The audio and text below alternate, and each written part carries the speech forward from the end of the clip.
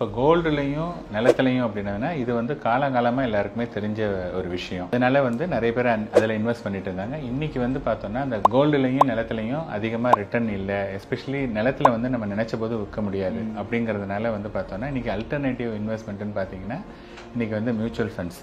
So mutual ஃபண்ட்ஸில் இருக்கக்கூடிய ஒரு விதமான முதலீட்டு வகை தான் வந்து எஸ்ஐபி. எஸ்ஐபிங்கிறது வந்து இன்வெஸ்ட்மெண்ட் கிடையாது. அதாவது மியூச்சுவல் ஃபண்டில் மாதம் நம்ம சேர்க்கறதுக்கு பேர் எஸ்ஐபி. இது வந்து என்னென்னா சிமிலர் டு பேங்க்கில் நம்ம ஆர்டின்னு சொல்லுவோம் இல்லையா, ரெக்கரிங் டெபாசிட்னு சொல்லிட்டு இருப்போம் இல்லையா, அதே மாதிரி மாதம் ஒரு சேமிப்பு பண்ணிட்டு இருந்தோம். அதில் வந்து ஆர்டியில் நமக்கு கிடைக்கக்கூடிய ரிட்டர்ன் வந்து ஃபிக்ஸட் ரிட்டர்ன்.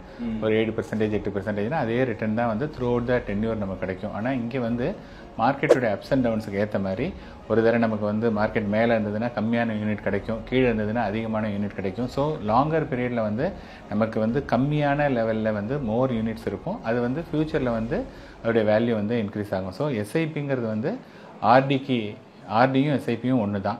அதுக்கு பேர் ரெக்கரிங் டெபாசிட், இது பேர் சிஸ்டமேட்டிக் இன்வெஸ்ட்மெண்ட் பிளான். ரெண்டுமே ஒன்று தான். ஆனால் இதில் இருக்கக்கூடிய ரிட்டர்ன் வந்து ஜாஸ்தி. இப்போ நாங்கள் என்ன சொல்லுவோம்னா, நீங்கள் எவ்வளோ ரூபா சம்பாதிச்சாலும் ஒரு 10% வந்து நம்மளோடது இல்லை அப்படிங்கிறத முதல்ல எடுத்து வச்சிடணும். அதாவது உங்களுடைய முதல் செலவு சேமிப்பாக இருக்க வேண்டும்.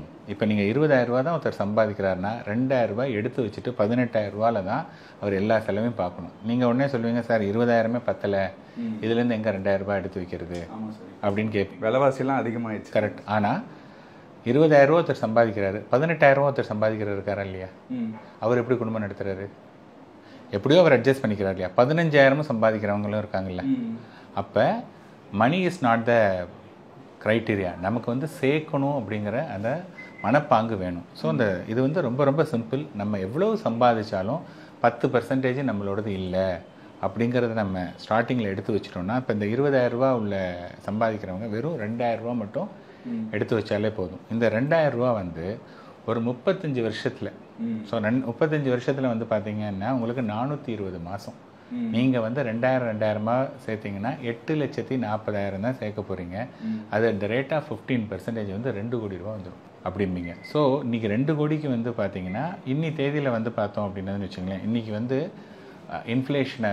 இன்ஃப்ளேஷன் சொல்கிறாங்க இல்லையா, பணவீக்கம், அதை வந்து நம்ம ஒரு 6% அப்படின்னு நம்ம எடுத்துக்கிட்டோம் அப்படின்னதுன்னா 35 வருஷத்தில் வந்து பார்த்தீங்கன்னு வச்சுங்களேன், 1 கோடிங்கிறது வந்து 50 லட்சம், 50 லட்சங்கிறது வந்து 2 கோடிங்கிறது 1 கோடி, 1 கோடிக்கு அப்புறம் 50 லட்சம், 25 லட்ச ரூபா. இன்றைக்கி 25 லட்ச ரூபா என்ன வேல்யூவோ அதுதான் 35 வருஷத்தில் 2 கோடிக்கு வேல்யூ. நீங்கள் என்ன பார்க்கணுன்னா, நான் 2,000 ரூபா சேமிக்கிற போதே என்னால் 25 லட்ச ரூபா சேர்க்க முடியுது இல்லையா. அப்படின்னா இன்றைக்கி தான் நான் என்ன சொல்கிறேன், இன்றைக்கி தான் 2,000 ரூபா போடுறீங்க, 35 வருஷமும் 2,000 தான் போட போகிறீங்களா? அங்கே தான் அந்த டவுட் எல்லாருக்கும் இருக்கும். முதல்ல நான் என்ன சொல்கிறேன், ஃபஸ்ட்டு நீங்கள் வந்து இன்வெஸ்ட் பண்ணுங்கள், அதுக்கப்புறம் வருதா வரலையாங்கிறது பார்க்கலாம். கண்டிப்பாக வரும். முதல்ல நீங்கள் இன்வெஸ்ட் பண்ணுங்கள். இப்போ நீங்கள் சொல்கிறது பார்த்தீங்கன்னா, ஒரு 20 வயசு பையன் இப்போ 20,000 ரூபாய் சம்பாதிக்கிறான், ஒரு 35 வயசும் ஒரு 55 வயசில் வந்து அவனுக்கு 2 கோடி ரூபாய் வரும்னு சொல்கிறீங்க இல்லையா சார். இப்போ 55 வயசுன்றது அவனுக்கு ஆல்ரெடி ஓல்ட் ஆகிடுவான் இல்லையா சார். இப்போது ஒரு ஷார்ட் டைமில் இன்வெஸ்ட் பண்ணி இப்போது நம்ம இருக்க சொல்லையே அதை அனுபவிக்கிற மாதிரி ஏதாச்சும் பிளான் இல்லைங்க. அதாவது என்னென்னா காம்பவுண்டிங் சொல்கிறாங்க இல்லையா, அந்த காம்பவுண்டிங்க்கு வந்து டைம் தான் ரொம்ப இம்பார்ட்டன்ட். இப்போ இன்றைக்கி வந்து ஒருத்தர் வேலைக்கு போகணுன்னு வச்சுங்களேன், நார்மலாக அவங்க வந்து 12 வருஷம் ஸ்கூலிங் கரெக்டாக, அதுக்கப்புறம் ஒரு 3 வருஷம் ஒரு கிராஜுவேஷன், அல்லது 4 வருஷம்னா இன்ஜினியரிங், 5 வருஷம்னா மெடிக்கல்.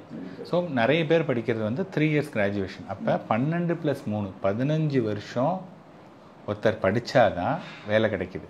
கரெக்டாக இல்லையா? அப்போ அந்த 15 வருஷத்துக்கு எல்லோரும் வெயிட் பண்ணுறாங்க இல்லையா. ஆனால் இன்வெஸ்ட்மெண்ட் மட்டும் இன்றைக்கி போட்டுட்டு நாளைக்கே பணம் வரும்னா எப்படி வரும்? பணம் வராது. ஸோ நீங்கள் முதலீடு பண்ணணும் அப்படின்னதுனா மினிமம் டைம் ஃப்ரேம் வந்து ஒரு 5 வருஷமாவது நீங்கள் டைம் கொடுக்கணும். இப்போ ஃபார் எக்ஸாம்பிள் நீங்கள் 1 லட்ச ரூபா போட்டிங்கன்னா அட் த ரேட் ஆஃப் 15% 5 வருஷத்தில் உங்களுடைய மணி வந்து டபுள் ஆகிடும். சார் எனக்கு டபுள் பத்தாது அப்படின்னதா இருந்ததுன்னா இன்னொரு 5 வருஷம் கொடுத்தேன்னு வச்சிங்களேன், அங்கேருந்து இன்னொரு டபுள். அப்போ என்ன ஆகுனா 1 லட்ச ரூபா போட்டதுங்கிறது 10 வருஷத்தில் 4 லட்ச ரூபா ஆகிடும். அதே இது 15 வருஷத்தில் 8 லட்ச ரூபா, 20 வருஷத்தில் 16 லட்ச ரூபா. அப்போ வந்து என்னென்னா நமக்கு வந்து டைம் கொடுத்தா தான் ரிட்டர்ன் வருது. இப்போ நீங்கள் நிறைய பேர் சொல்லுவாங்க, சார் ரியல் எஸ்டேட்லலாம் நல்ல ரிட்டர்ன் வந்திருக்கு அப்படின்னதுன்னா எப்போ வாங்கினாங்க? அவங்க வந்து ஒரு சென்னையில் ஒரு வேளச்சேரியில் வந்து ஒரு 30 வருஷத்துக்கு முன்னாடி 25 வருஷத்துக்கு முன்னாடி, அப்போ ஒரு 10,000 ரூபா கிரவுண்டு, ஓகேங்களா? அல்லது 1,00,000 ரூபா கிரவுண்டு அப்படின்னது 1,00,000 ரூபா கிரவுண்டு ஒரு 30 வருஷத்துக்கு முன்னாடி விளைச்சலில் இருக்கும். இன்றைக்கி அது 1 கோடி ரூபா போகுதுன்னா எத்தனை நாள் ஆயிருக்கு? 30 வருஷம் ஆயிருக்கு. 30 வருஷம் ஆனதுனால அது 100 மடங்கு ஆயிருக்கு. அதனால் டைம் கொடுத்தா தான் வந்து இன்க்ரீஸ் ஆகுமே வழியாக நீங்கள் போட்ட உடனே வந்து இன்க்ரீஸ் ஆகாது. ஸோ டைம் நீங்கள் கொடுத்தா தான் ரிட்டர்னே பார்க்க முடியும்.